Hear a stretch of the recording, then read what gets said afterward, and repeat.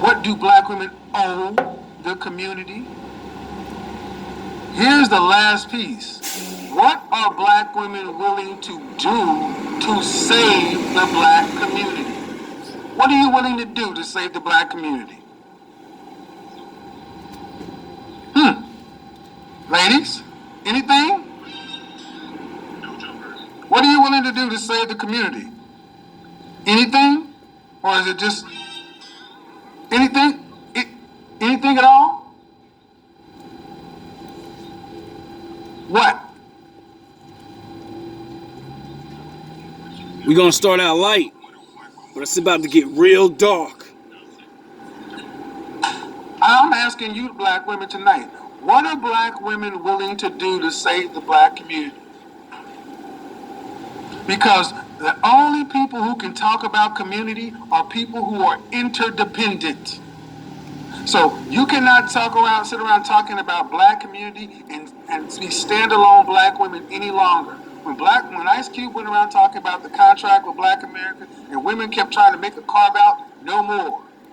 Either black women, you are part of the community, and you stop asking for carve outs, set asides, things that are exclusively for you and girls, or stop talking about community. What are black women willing to do to save the black community that you say you love so much? Seeing as though when I asked what do women owe the community, women owe the community families, children. The community has made it to where you can survive. Men have built the world so much to where you can be independent. But guess what? You owe people. Men know they owe. Women, you owe. What do you owe? And if you can't figure out what you owe, what are you willing to do to save? How many times are men told to get out there and go become something and then come back and tutor and educate and mentor these boys and da-da-da-da-da? Fine. What are women willing to do to save the black community? And further, and I'm going to expand this too, because so many people watch this show. Women, what are you willing to do to save your communities? What are you willing to do to save your country? Save the things you say you want, or is your independence above all? And either way, are you willing to live your life that way? How many of you women say one thing, but then you live another with that Bradley effect? One out of your mouth you say community, but you live your life independent. And now it's time to start asking women, what are you willing to give up? What are you willing to do to save? What do you owe? Who do you belong to? Because you women, modern women have an I problem. You're too independent. You're not interdependent. And then you wonder why modern men are going elsewhere, looking the other way, don't care as much. Because modern men have an I problem too. You know what the I problem modern men have, ladies? We got to get these likes up. I'm going to look down. If we don't have these likes up, we're going to go over the top. Modern men have an I problem. You know what the I problem modern men have? Incentive. Modern women are giving modern men little to no incentive to do anything other than have sex with you. I said it. Modern women are giving modern men little to no incentive to do anything other than have sex with you. This is why you hear so many people talk about swiping left, swiping right. This is why you hear so many guys talk about, I'll have to have sex with you before I'll even take you on a date, because that's pretty much what you can expect to get from a woman, sex. You can't expect companionship, anything, girlfriend, talking, wife. What? These things are foreign. So if you don't like that you're being treated like a sex object or objectified, or men are no longer chivalrous, what incentive are you giving them? Independent women don't give men incentive. Independent women do not give men incentive. Mark it. Interdependent give men inspiration. Mark it. That's why I said feminine, beautiful, inspirational. Ladies, what do you owe your community? Ladies, do you belong to your men? Ladies, what are you willing to do to save your community? If you're willing, if you say you don't owe your community anything, get away. If you say that you don't or belong to any group of men, fine.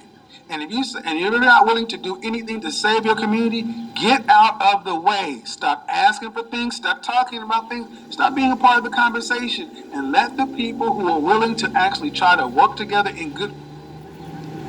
They want to be part of the conversation because they know it's over for them. And unfortunately, women are very vengeful on other women. A woman will sacrifice you and lie to you that your man should do this and that because she doesn't have one. And she knows she's never going to get that. She had her time, and now you have one, and she's going to run her fucking mouth until you leave that man, end up like her, and then you could be roommates. Am I lying? Is that not how it goes? Like, honestly. How's it really go? Bluetooth mode. I see a whole lot of women moving in together now. Yeah! It's time to go to the Sith side. Shout out to one of my OGs. You already know. Thinking Man's Templar. My bad, homie.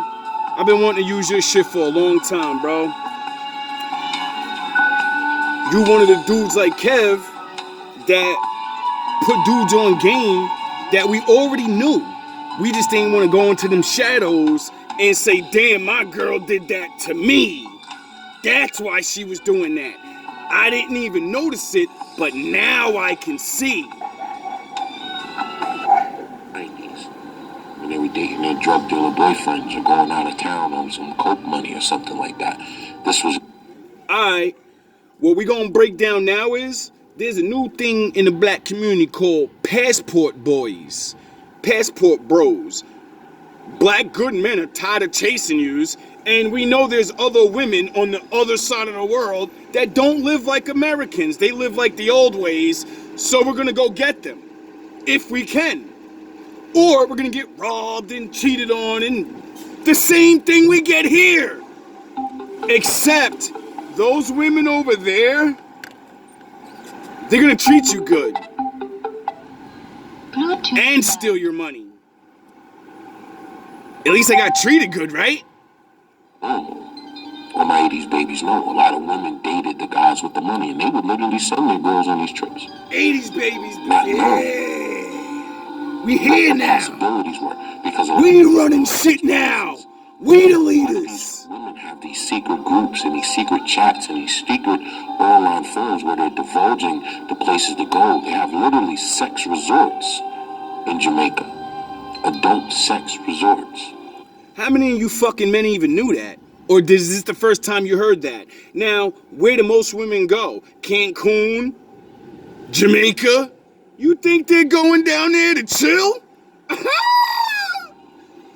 That are, when you look They make fun of black men and say, you gonna get robbed over there. They gonna cheat you. They gonna mistreat you. They just only using you for a green card.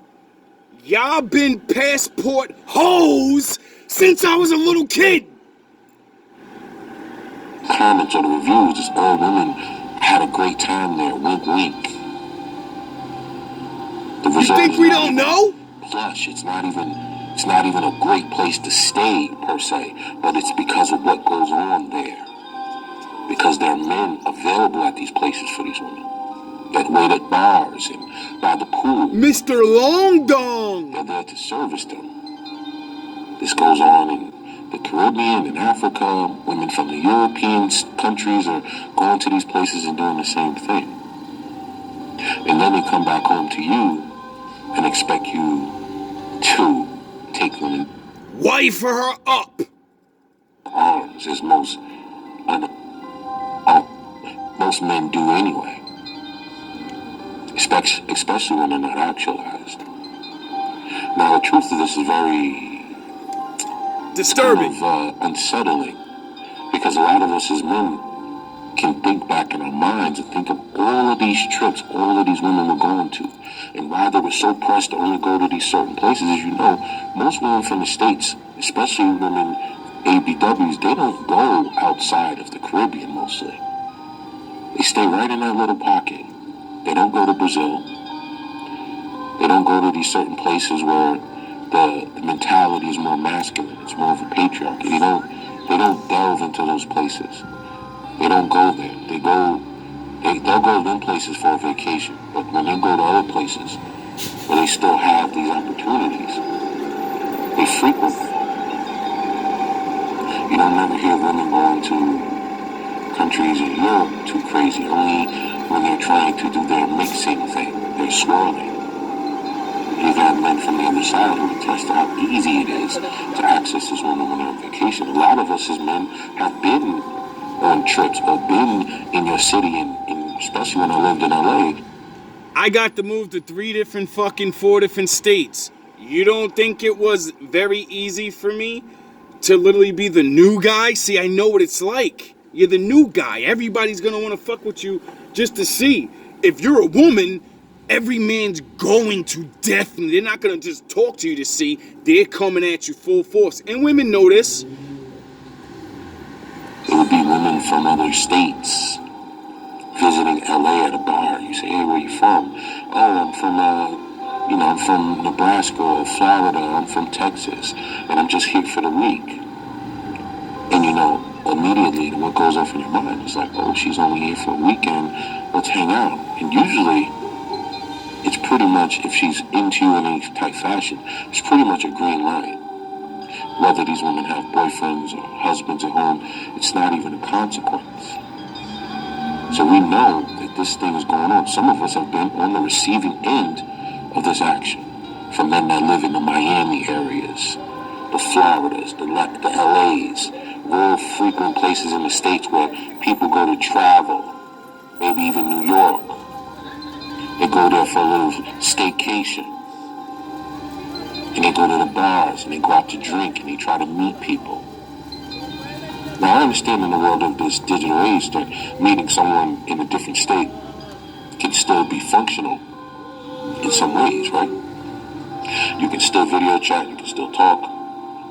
People can catch flights, things like that. But let's be honest. Fly A me lot of out. times that's not even necessary. This is the right now interaction. So imagine when a woman leaves her country where no one knows her. Some of these things in another state can be traced back. So you can think of the frequency of the trysts that they're participating in and what kind of trysts. We're talking real explicit things. See, the secret world of the woman that we deal with, it's all based in misdirection. When I mean misdirection, it's like someone having something in their hand and you say, I see that in your hand, and then you raise the other hand and say, no, it's not. That's their first response. You don't see what you see. I made a video about this. It's on my Patreon. About female misdirection. Because women don't deal in this accountable world of men, so they can easily tell these ridiculous falsehoods. Because in their mind, they've been trained to believe that men are on such a low intellectual scale and low IQ that they can literally tell you anything because they have the power of the kitty cat. So they don't have to be honest with you in any way because you're too dumb to realize it, and you'll probably overlook it anyway because you want what she's selling, right? So the misdirection is you find one thing in one hand and you say, I see it, and then they say, no, it's in the other hand. But you say, no, I actually saw it in your other hand. No, it's not. It's in this hand. And then when you start to pay attention to that hand, they slap you with the other hand. Now they really throwing your attention off, and in that moment they throw the object down, and then when you look back they say, see, there's nothing there. That's the female misdirection in most conversations when you're talking to them. They never really stick to the argument. So when men are telling them, you're literally doing what we've been doing way before us, because remember, you were the upwardly mobile part of the group. You were the bums and the blue-collar workers who couldn't afford it. You were the corporate women with the big checks and the big salaries. You were taking company trips and all of these things. Remember, we were on the come-up mostly. While they were already flourishing and making it seem like we weren't on their level, they were already taking these trips, doing these things. And we didn't even realize it. A lot of men that were dating women, and they're like, oh, well, if this week me and my friends are going to Miami or we're going to Jamaica. I've literally, and the crazy thing, I've literally met women that told me they were going to these trips. And something instinctively made me just cut them off. I didn't know what it was. I mean, women I just met. and we're talking and everything's cool and it's like, let's hang out. Well, this week I'm actually going to Jamaica with my friends for 2 weeks, and we can hang out when I get back. And usually I would just leave it alone instinctively. In that situation particularly, I left it alone. I didn't even pursue it further. But it was mainly just something protecting me from what would be